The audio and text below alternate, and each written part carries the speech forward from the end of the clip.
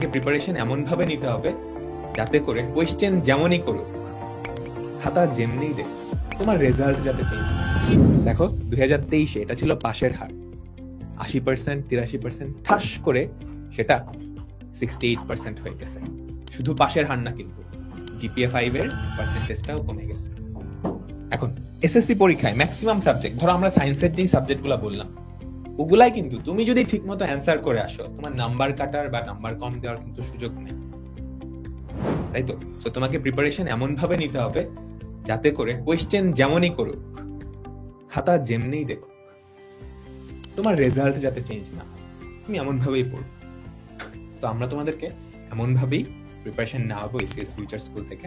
আমাদের future school থেকে অনেক কিছু একসাথে চলতেছে। আমাদের কিন্তু এখন একাডেমিক প্রোগ্রাম চলতেছে ক্লাস 10 এর, যেখানে আমরা বেসিক থেকে একদম অ্যাডভান্স পর্যন্ত 11টা সাবজেক্টের প্রিপারেশন নেওয়াচ্ছি।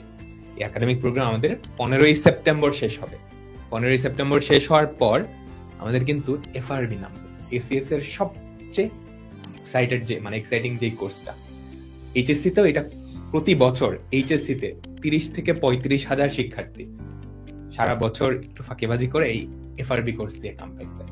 তো তোমাদের জন্য কিন্তু আমরা এফআরবি আনবো।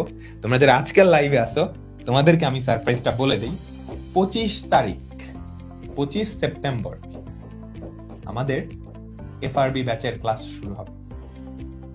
এটা কিন্তু আগে কোথাও কাউকে বলিনি। তোমরা এই লাইভে আসো, তোমাদেরকে কি ফার্স্ট টাইম বললাম, ঠিক আছে? তোমাদের ভাইয়াপুরা ওরাও কিন্তু ঠিক মতো জানে কিনা আমি জানি না, বাট 25 তারিখ থেকে আর 15ই সেপ্টেম্বর আমাদের একাডেমিক প্রোগ্রাম শেষ হবে।